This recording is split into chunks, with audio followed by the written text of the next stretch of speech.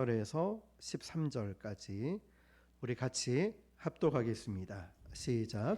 내가 궁핍함으로 말하는 것이 아니라 어떠한 형편에든지 나는 자족하기를 배웠노니 나는 비천에 처할 줄도 알고 풍부에 처할 줄도 알아 모든 일 곧 배부름과 배고픔과 풍부와 궁핍에도 처할 줄 아는 일체의 비결을 배웠노라.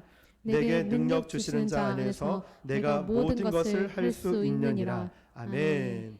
제목도 같이 읽습니다. 시작. 세상 속에 살지만 세상에 속하지 않은 그리스도인. 아멘. 세상 속에 살지만 세상에 속하지 않은 그리스도인이라는 제목으로 하나님 말씀을 증거하겠습니다. 우리가 이 땅을 살다 보면 원치 않는 질병, 원치 않는 문제, 또 사건, 사고들이 일어날 때 있고, 또 내가 너무나 연약하고 부족해서 내 계획대로 되지 않을 때가 있습니다.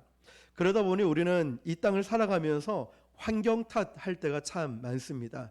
부모를 잘못 만나서, 친구를 잘못 만나서, 내가 누구를 만나서, 어디를 가서 환경 탓을 할 때가 있습니다. 그런데 생각해 보면 사실 내가 잘 준비되어 있다면 어떠한 나쁜 환경도 극복할 수 있습니다. 우리가 자꾸 환경 탓을 하다 보니까 또 다른 환경을 바뀌면 괜찮아질까요? 그렇지가 않습니다. 또 거기는 거기에 나름대로 부족함이 있고 연약함이 있기 때문에 환경 바뀐다고 되는 것은 아니었습니다. 그러나 준비된 사람은 어떠한 환경 속에서라도 극복해낼 수 있습니다. 그래서 주님께서는 환경이 문제가 아니라 환경에 휘둘리고 있는 너가 문제야 말씀하십니다. 그래서 어떤 상황에 처해도 믿음으로 환경을 정복하는 굳센 믿음을 우리 주님은 우리에게 요구하십니다. 이게 바로 빌립보서 4장 말씀의 핵심 본문이죠. 11절 12절 말씀 보니까요, 내가 궁핍함으로 말하는 것이 아니라 어떤 형편에든지 나는 자족하기를 배웠노니 나는 비천에 처할 줄도 알고 풍부에 처할 줄도 알아 모든 일 곧 배부름과 배고픔과 풍부와 궁핍에도 처할 줄 아는 일체의 비결을 배웠노라. 아멘. 사도 바울의 인생을 보면 이렇게 극과 극의 인생을 살았습니다. 쉽게 말하면 사도 바울은 금수저로 태어났습니다. 국제도시 다소의 아주 유명한 부자 상인의 아들로 태어나서 먹고 사는 문제가 전혀 없고 특급 교육을 받았기 때문에 특급 헬라어, 특급 히브리어 문화 교육을 받았고 히브리 가말리의 문화의 최고의 수제자가 되었습니다. 그런데 이 사도 바울이 예수님을 믿고 나서 어떤 면에서 보면 참 고생하고 힘들어졌습니다. 로마 제국 전역을 다니면서 복음을 전하고 가는 곳마다 교회를 세우고 또 툭하면 굶고 툭하면 매를 맞고 감옥에 갇히기도 하고 배가 파손당하는 이런 고생을 수도 없이 겪었습니다. 어떨 때는 생활비가 없어서 지역교회 선교 헌금을 받아서 간신히 버티기도 하고 금을 깁는 일을 하면서 이중직을 하면서 목회를 감당하기도 했습니다. 그래서 사도 바울의 인생을 보면은 풍요가 있는 반면에 이런 비천함도 밀물과 썰물처럼 함께 들어왔다 나갔다 하는 인생이었습니다. 그래서 우리가 어려울 때 믿음을 유지하는 것도 참 중요합니다. 그런데 이 풍요로울 때 타락하지 않고 믿음을 지키는 것도 참 중요하죠. 그런데 사도 바울을 보면은 비천할 때가 아니라 풍요로울 때 믿음을 지키는 것이 더 어렵다는 것을 발견하게 됩니다. 그때 사도 바울은 오늘 말씀과 같이 뭐라고 고백하냐면 일체의 비결을 배웠노라 고백합니다. 풍부에 처할 때도 비천할 때도 배부를 때도 배고플 때도 이 모든 환경에 어떻게 적응하고 살아가야 할지 일체의 비결을 배웠다는 것이죠. 타고나는 것이 아니라 직접 몸으로 부딪히면서 비결을 배웠다는 것입니다. 그래서 오늘 저와 여러분도 사도 바울을 통하여서 성경을 통하여서 풍요와 비천함을 어떻게 잘 헤쳐나가서 세상 속에 살지만 세상에 속하지 않고 믿음으로 승리할 수 있는지 그 비결을 배워보도록 하겠습니다. 먼저 사도 바울은 이렇게 고백합니다. 나는 비천에 처할 줄도 알고.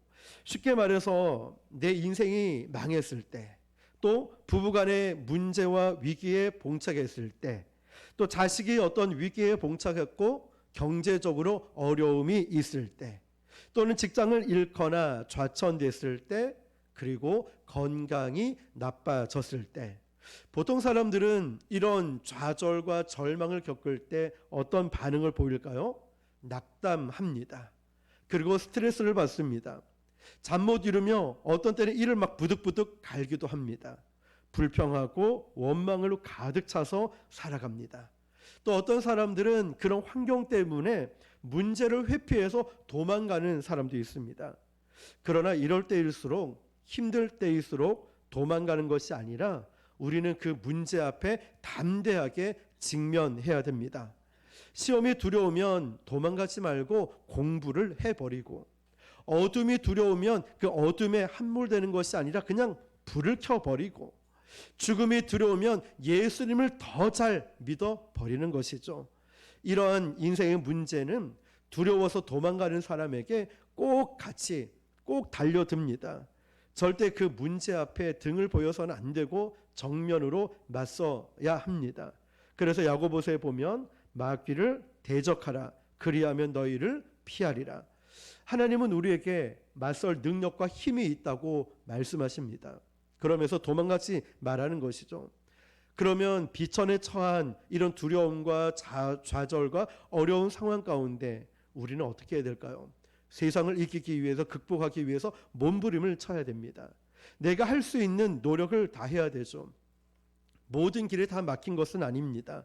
성경은, 또 하나님은 우리가 시험 당할 때에 피할 길을 내시는 분이라고 했습니다.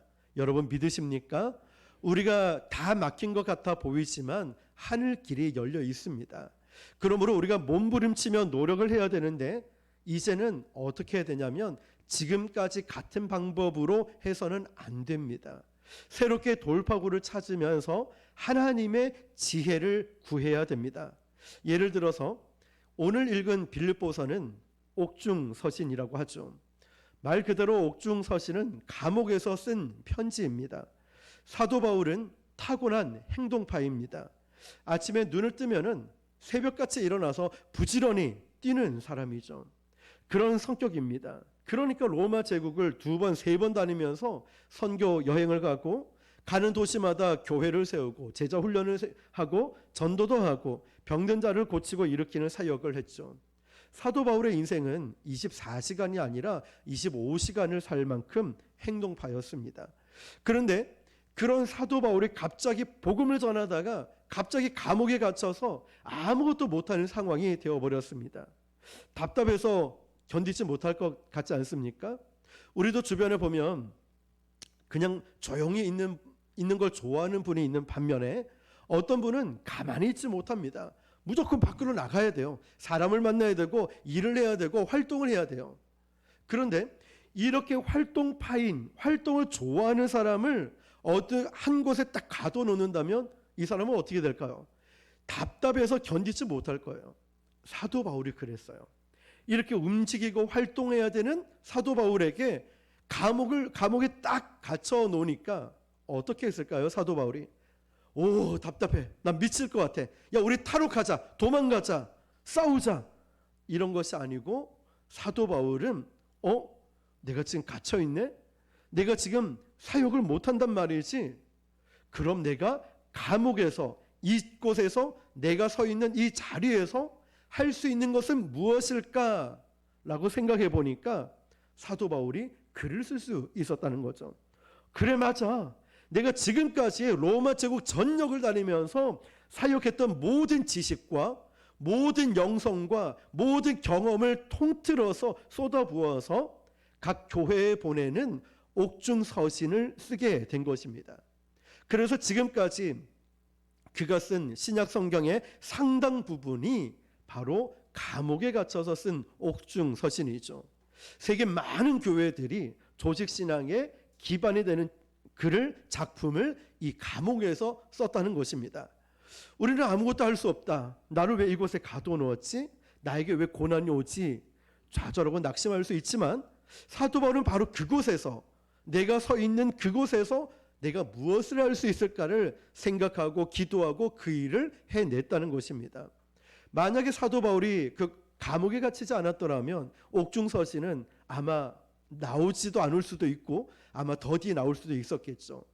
오늘 보면 13절 우리가 아주 좋아하는 말씀이죠. 내게 능력 주시는 자 안에서 내가 모든 것을 할 수 있느니라. 아멘. 여기서 우리가 반을 딱 나누어서 한번 살펴볼게요. 모든 것을 할 수 있다를 먼저 생각해 봅니다. 그리고 내게 능력 주시는 자 안에서, 이 두 가지가 결합되어 있는 말씀인데요. 하나님의 능력은 아무것도 안 하고 빈둥빈둥 노는 자에게, 그냥 좌절하고 낙심하고 있는 자에게 그 능력을 주시는 게 아닙니다. 문제와 직면하고 또 도망가지 않고 맞서 싸우면서 하나님의 사역, 하나님의 일들을 찾아서 땀을 흘리며 열심히 하는 그 모든 일을 하는 자에게 나에게 능력을 주신다는 것입니다. 기름 부으심이 그 사람에게 임한다는 것입니다.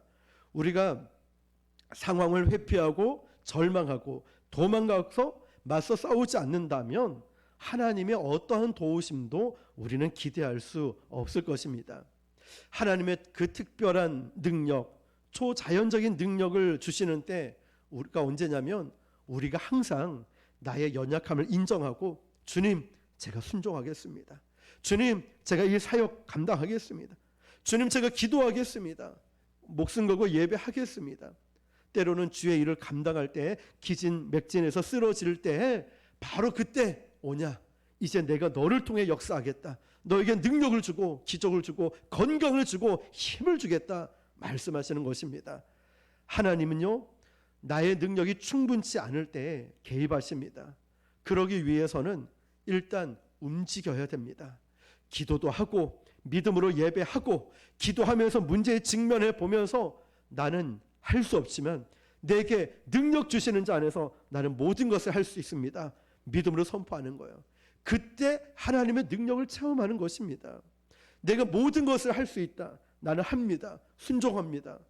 그때 하나님의 능력이 나에게 임하는 것입니다. 기억하십시오. 빈둥빈둥 노는 자에게, 아무것도 하지 않는 자에게 능력을 주시는 것이 아니라 내가 모든 것을 하고 있을 때 내게 능력을 주신다는 것입니다. 그럼 위기의 때, 이 위기의 때는 뭘까요? 기회의 때라는 거죠. 예를 들어서 오늘날 우리가 누리고 있는 많은 문명들이요, 대부분 전쟁 때 만들어졌습니다. 필요는 발명의 어머니라는 말이 있습니다. 한 가지를 살펴보면 선글라스를 보면 처음에 어떻게 발명됐는지 아십니까? 1차 대전 때 비행기가 있었는데 처음 그 비행기가 전투기가 되었습니다. 파일럿이 창공을 막 나는데 햇빛이 너무 뜨겁고 눈이 부셔서 싸울 수가 없는 거예요. 그분들 쓰라고 바로 검은 안경을 만들어준 게 선글라스의 바로 원조가 되었습니다. 통조림도요, 나폴레옹이 개발한 거 아십니까?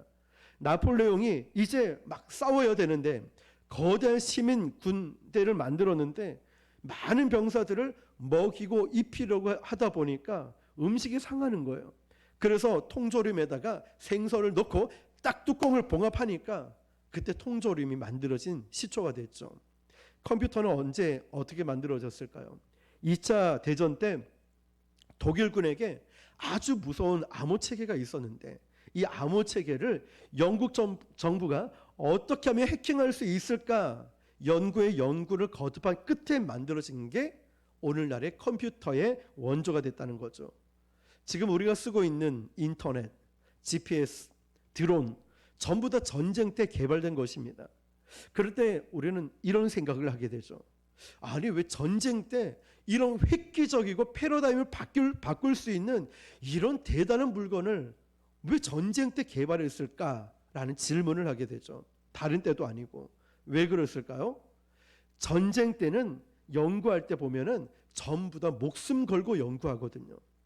나라의 존폐가 걸려져 있고 백성의 생명이 달려져 있기 때문에 그들은 연구할 때 목숨 걸고 연구한 겁니다. 시간도 부족하고 돈도 부족하고 나라의 존망이 걸려져 있고 백성의 생사가 걸려 있기 때문에 이 발명품을 개발할 때 그들은 죽기 살기로 개발한 것입니다. 그러다 보니까 머리가 픽픽 돌아가면서 그런 아이디어로 개발한 것이죠. 고난은, 우리가 겪고 있는 고난은 새로운 삶을 창조하기 위한 동력입니다. 그래서 여러분, 우리가 처한 어려움은 그래, 나에게 또 다른 기회가 될 거야. 내가 힘들고 어려운 상황, 너무 힘들지요.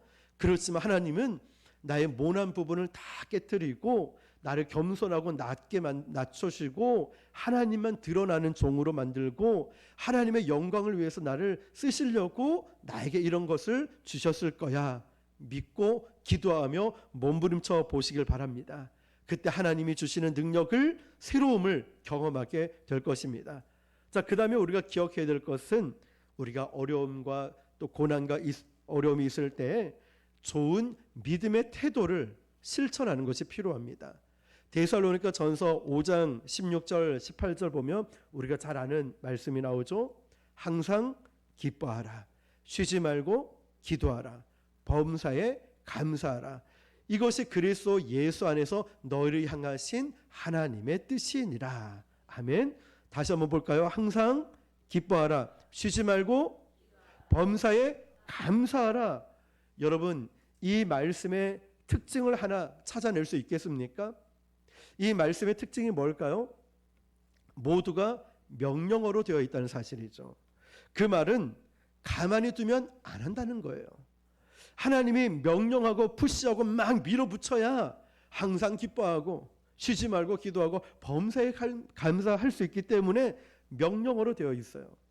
우리가 가만둬도 하는 거는 하나님이 명령하지 않습니다. 얘야, 밥 많이 먹어라. 말 안 해도 2공기 3공기 먹어요. 먹고 후식으로 디저트로 또 먹습니다. 밥 먹는 배 따로, 빵 먹는 배 따로 있다면 다 먹습니다. 자, 야, 너 마음껏 놀아라.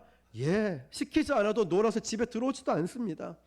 게임 좀 그만해라. 안 하죠. 알아서 다 합니다, 여러분. 그런데 항상 기뻐하라. 이거 잘 안 돼요. 쉬지 말고 기도하라. 범사에 감사하라. 어렵고 힘들죠. 이렇게 하는 게 정말 쉽지는 않습니다.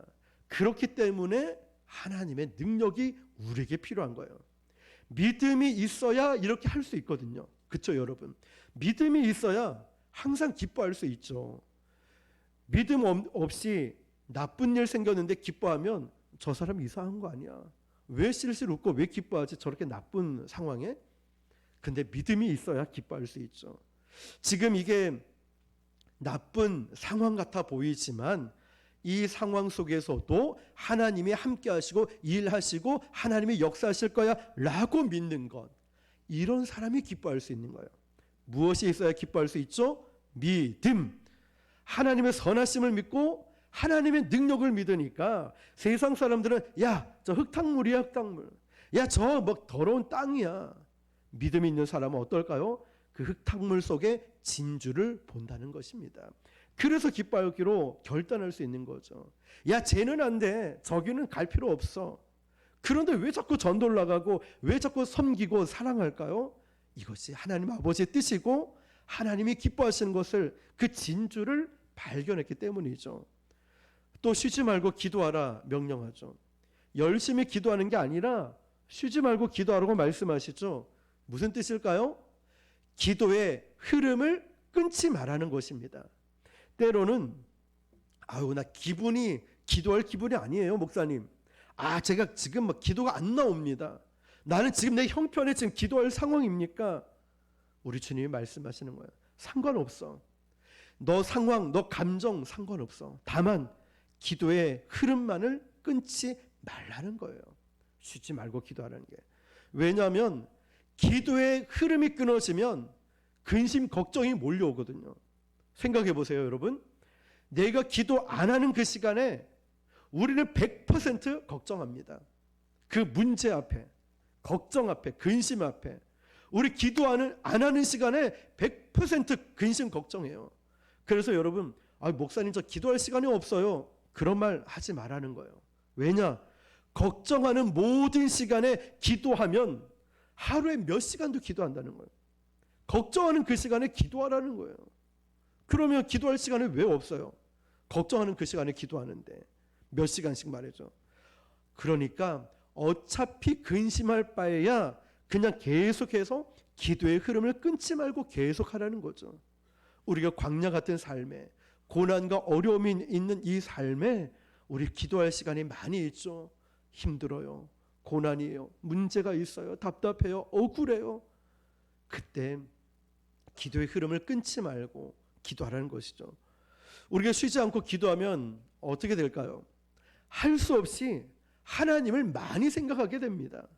기도할 때 다른 사람 생각하고 기도하진 않지요. 기도할 때 할 수 없이 하나님을 많이 생각하게 돼요. 모든 문제도 하나님을 생각하다 보면은 문제가 예전처럼 크게 다가오지 않아요. 하나님께 많이 기도하면 하나님을 많이 생각하게 되고, 하나님을 많이 생각하게 되니까 어느 순간부터 근심, 걱정, 두려움이 사라지고 긍정적인 믿음이, 기쁨이 몰려온다는 것이죠. 왜 우리가 자꾸 부정적인 생각을 많이 할까요? 문제를 너무 날카롭게 봅니다. 그 문제에 대해서 분석을 해요. 그 문제에 대해서 결과까지 다 예측을 해버립니다. 그러니까 이 문제가 자꾸만 나를 짓눌러 버려요. 문제를 부인하라는 것이 아니라 기도하다 보니까 하나님을 많이 생각하게 되고, 하나님을 많이 생각하다 보니까 이 문제가 더 이상 문제같이 보이지 않는다는 거예요. 하나님께 맡기게 되죠. 생각이 긍정적으로 바뀌어요. 그러니까 내 행동, 태도도 긍정적이게 되고, 하나님께서 내 안에 역사하실 믿음의 토양이 만들어져 간다는 거예요. 말씀도 지식으로 머무는 게 아니라 말씀대로 살아낼 때에 믿음의 폭발적인 역사, 말씀의 폭발적인 역사, 기도도 입으로 기도하지만 삶으로 살아내고 순종할 때에 기도의 폭발적인 역사가 내 삶을 통하여 나타난다는 것이죠. 세 번째는 뭐라고 명령하죠? 범사에 감사하라. 안 좋은 일이 생겼을 때 감사하는 거 참 어렵습니다. 여기서 중요한 것은 감사를 생각만 하지 말고 입으로 표현하라는 거예요. 우리는 입술의 열매를 먹습니다. 저주하고 낙심하고 부정적인 말, 입술의 열매를 먹어요. 긍정적인 믿음의 언어, 은혜로운 감사의 고백들. 그래서 너희가 마음으로 믿고 입술로 시인하면 구원에 이른다고 했습니다.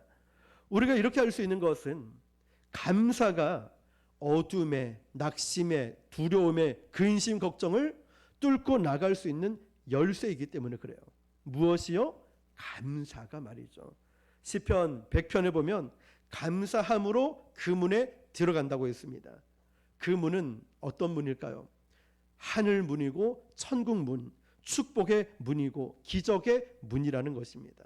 하늘 문이 열리면 지옥 문이 닫히는 거고, 하늘 문이 열리면 천군 천사가 오고 마귀가 물러가는 것입니다. 그래서 제일 중요한 키는 하늘 문을 여는 키겠죠. 지금 여러분 상황이 아무리 복잡고 힘들어도 그건 중요한 게 아니에요. 그건 뭐가 중요할까요? 하늘 문이 열리느냐, 열리지 않느냐, 하나님의 내 기도에 응답해 주시느냐, 응답하지 않느냐, 하나님이 지금 나와 함께 하시느냐, 함께 하시지 않느냐, 이게 중요한 거예요. 내 문제의 크고 작음은 우리 주님께서 더 잘 알고 계시죠. 그런데 하늘 문을 여는 유일한 암호, 키가 바로 감사라는 것이죠. 불평도 원망도 소리친다고 되는 것이 아니라 감사해야 되는 거예요. 이래도 감사, 저래도 감사, 없어도 감사, 있어도 감사. 감사는 아직 이루어지지 않는 미래의 축복을 끌어오는 거라 했죠. 오병이어의 기적을 보십시오. 그러므로 여러분, 감사를 생각만 하지 말고 날마다 입술로 고백하시길 바랍니다. 감사합니다. 이래도 감사, 저래도 감사, 없어도 감사, 있어도 감사, 뭘 해도 늘 감사하시길 바랍니다. 그 감사가 우리 삶의 기적으로 나타날 줄 믿습니다. 영국의 위대한 설교가 스펄전 목사님은 이렇게 말했죠.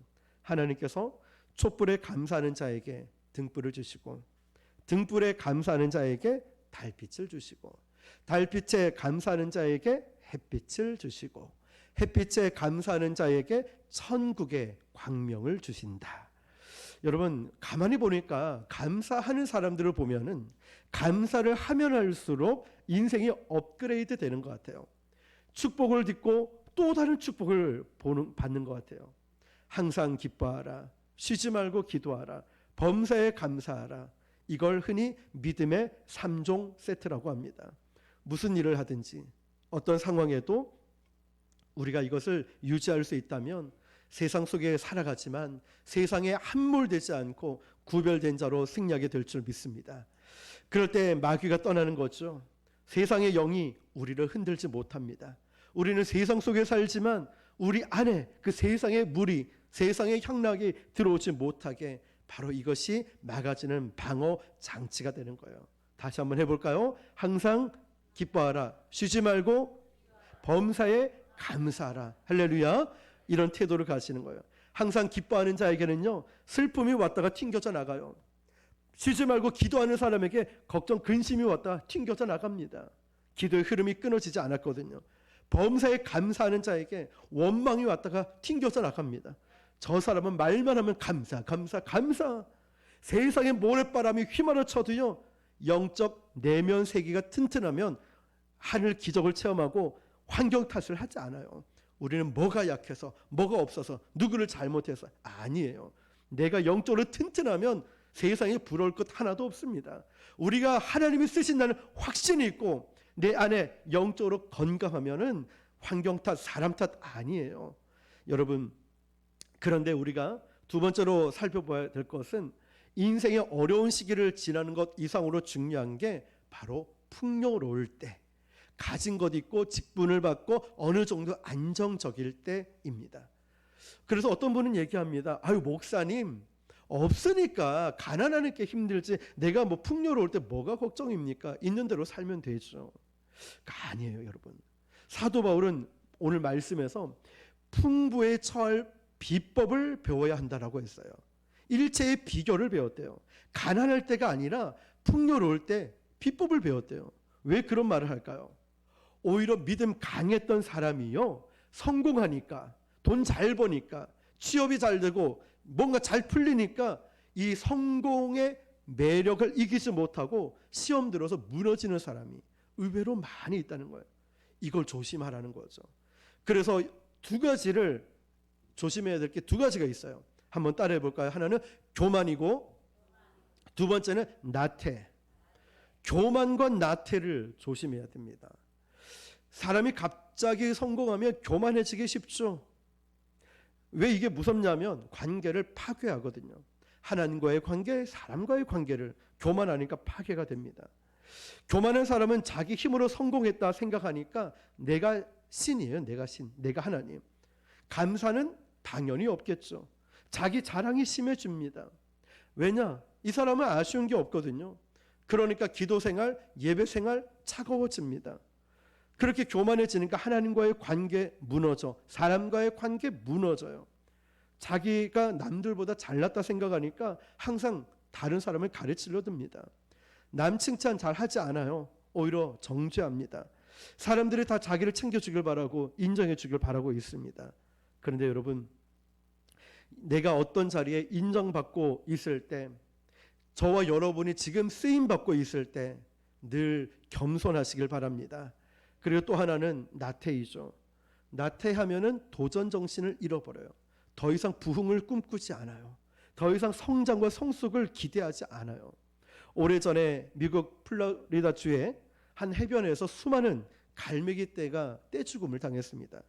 그래서 조류학자들이 이상해서 조사를 했습니다. 원인을 분석하기 시작했는데 놀라운 사실을 발견했어요. 그의 해변에 어촌에 새우잡이 배들이 정박해 있었는데 이 갈매기 떼들이 그냥 물에 있는 고기를 잡아먹기보다는 어부들이 와서 정박해서 이제 새우를 잡았으니까 그물에 있는 새우를 털기 시작합니다. 그러면 털어서 땅바닥에 떨어진 새우들이 많이 있겠죠. 처음에는 이 갈매기들이 디저트다, 맛있겠다, 하나씩 먹던 게 맛있으니까 이제 아예 고기배들이 오면은 거기에 죽치고 갈매기들이 기다리고 있습니다. 왔어요. 기다리고 있어요. 그러고 있다가 새우 그물을 툭툭 털기 시작하니까 또 그걸 주워 먹어요. 그러다 보니까 수십 년이 지나서 기후 변화로 해류가 달라진 거예요. 그랬더니 새우잡이 배들이 전부 남쪽으로 옮겨가고 어촌은 폐쇄가 돼 버렸어요. 그러니까 이 갈매기들이 더 이상 먹을 게 없어져요. 먹을 수가 없으니까 집단으로 굶어 죽었다고 합니다. 그런데 조사를 하면서 더 기가 찬 게 뭐냐면 이미 그 바다에는 수많은 물고기들, 먹을 것들이 굉장히 많이 있었다는 사실이죠. 보통 갈매기 떼 같으면은 그냥 그 물고기를 잡아먹으면 되거든요. 그런데 이 갈매기 떼들은 수십 년 동안 일 안 하고 새우잡이 배에서 털려서 나오는 공짜 새우를 먹는데 익숙해져 가지고 먹이를 사냥하러 가는 대신에 굶어 죽었다는 것이죠. 공짜로 먹을 수 있던 이 새우가 오히려 그들에게 축복이 아니라 재앙이 되어 버렸다는 겁니다. 이게 우리에게 시사하는 게 뭘까요? 골프 천재라고 불리는 타이거 우즈가 한참 성공해서 유명해졌을 때예요. 그때 농구 천재라고 불리는 마이클 조던이 와서 이렇게 조언을 합니다. 야 타이거, 사람들이 아무리 널 칭찬해도 너 자만하지 말고 연습하러 가야 돼. 연습해. 열심히 연습해. 그래서 타이거 우즈는 자만하지 않고 열심히 연습해서 가슴 깊이 새겼다는 거죠. 그래서 PGA에서 가장 열심히 연습하는 선수가 되었습니다. 여러분, 우리가 성공했을 때 성공에 도취해서 나태해지면 안 돼요. 저도 잘 명심해야 되고 우리도 하나님께서 부흥을 주시고 하나님께서 놀라운 은혜 주셨을 때 절대 교만하면 안 되고 나태해져도 안 되겠죠. 계속해서 깨워 노력을 해야 되고요. 저는 전도의 자도 늘 지켜야 되고 기도의 자리를 늘 지켜야 되고 말씀을 연구하는 그 자리에 있어야 되고 성도를 살피고 섬기는 자리 저는 늘 있어야 되겠죠. 우리 모두가 마찬가지예요. 아무리 잘 나가고 성공해도 절대로 초심을 잃어서는 안 된다는 것입니다. 말씀을 마무리하겠습니다. 여러분, 세상 속에 살지만 우리가 세상에 함몰되지 않고 살아가기 위해서는 문제 앞에 두려워하지 말고 문제 앞에 정면으로 맞서야 합니다. 기도하며 돌파해야 되고요. 두 번째로 여기서 내가 할 수 있는 것이 무엇일까? 좋지 않은 상황이라도 모든 것을 할 때 하나님의 놀라운 능력이 나에게 주어진다는 것. 위기는 또 다른 기회, 새로운 일을 할 수 있도록 인도하신다는 것과 좋은 믿음의 태도를 우리가 실천해야 돼요.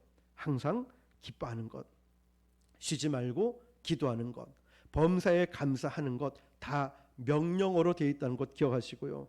그리고 이 풍요로울 때 하나님이 복을 주셨을 때도 절대로 교만하지 않고 나태하지 않고 초심을 잘 유지할 때 우리는 세상 속에서 승리하는 그리스도인으로 또 우리 교회를 저와 여러분을 그렇게 사용하실 줄 믿습니다. 오늘도 이런 믿음으로 승리하시는 저와 여러분 되시기를 주님의 이름으로 축원합니다. 기도하겠습니다. 오늘 주신 말씀을 붙들고 하나님, 우리가 이런 세상 속에 살지만 환경 탓을 하지 않고 하나님 나에게 능력 주시는 주님과 동행하며 이제는 믿음으로 일어서고 승리할 수 있도록 인도하여 주십시오. 주님을 한번 부르고 기도하겠습니다. 주여, 하나님 아버지 감사합니다. 아버지, 오늘도 아버지의 말씀을 붙들고 나의 성화에 있는 아버지 환경 탓하는 것이 아니라 영적으로 내면이 잘 준비되어 있다면 나는 누구 탓하지 않고 믿음으로 이겨낼 수 있게 될 줄 믿습니다. 아버지, 오늘도 주님 말씀을 붙들고 아버지 주님 완전하신 주님을 높여 의지하며 믿음으로 살아갈 수 있도록 저희들을 인도하여 주시옵소서. 하나님 몸부림치게 하여 주십시오. 우리가 주님 앞에 믿음으로 순종하고 해야 될 것은 무엇인지를 알게 하여 주십시오. 아버지, 오늘도 은혜 가운데 아버지는 여러분들을 시간간절히 원합니다. 성도 하나님 함께 하여 주시옵소서. 아버지, 우리 모두가 하나님 말씀으로 깨닫게 하여 주시고 하나님의 능력으로 껴있는 우리 모두가 될 수 있도록 성령님 도와주시옵소서. 하나님 아버지 능력으로 우리 가운데 역사하신 하나님을 찬양합니다. 주님 홀로 영광 받아 주시옵소서. 살아계신 하나님 아버지, 우리가 세상 속에 살지만 세상에 속하지 않은 자로 살아가기 위하여서 어떻게 이 땅을 살아가야 할지를 나누었습니다. 문제 앞에 도망가는 것이 아니라 환경 탓을 하고 누구 탓을 하는 것이 아니라 나의 영적 내면의 세계가 건강해지게 해 주십시오. 그리고 지금 내 상황에서 내가 할 수 있는 일은 무엇일까를 몸부림치고 알아볼 때에, 움직일 때에 주님께서 나에게 능력을 부어주심을 믿습니다. 위기는 기회라는 것을 믿습니다. 그리고 항상 기뻐하고 쉬지 말고 기도하고 기도의 흐름을 끊지 않게 해주시고 감사가 원망 불평과 어둠을 이겨낼 수 있는 열쇠라는 걸 깨닫고 입만 열면 우리는 감사가 넘치는 고백을 하게 해 주십시오. 혹여나 하나님께서 우리에게 큰 복을 주셨을 때 절대 교만하지 않고 나태하지 않고 초심으로 돌아가 늘 처음과 같이 뜨겁게 주님 잘 섬기게 하여 주시옵소서. 예수님 이름으로 기도드립니다. 아멘. 할렐루야. 우리 박수로 하나님께 모든 영광 올려드리겠습니다. 찬송가 429장 찬양 드리겠습니다.